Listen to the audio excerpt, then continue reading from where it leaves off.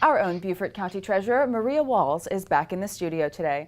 Maria, now that the tax sale is over, tell us what happens to the property that sold. The properties that sold have a year and a day to redeem. So what that means is the delinquent taxpayer has a year and a day from the date of the sale to pay the delinquent property taxes plus any related interest to the successful bidder.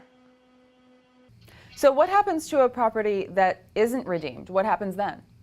If a property isn't redeemed in a year and a day, that property is titled to the winning bidder.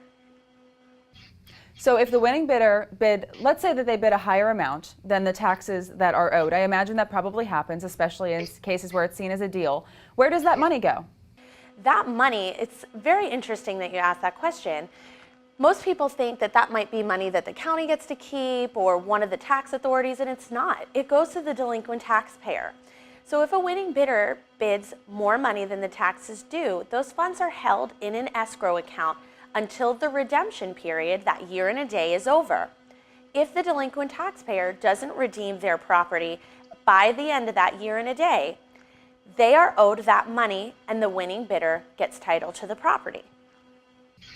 So in that case, let's say we have a delinquent property owner and they lose their property and this all happens. How do they know if they have money due to them? Another great question.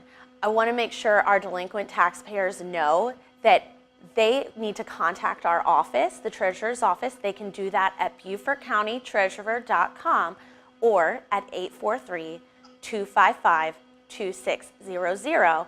And it is a very simple process to claim those funds. You do need to fill out a form because, of course, we need to verify you are the actual delinquent property owner, but we're happy to assist you in receiving those funds completely for free.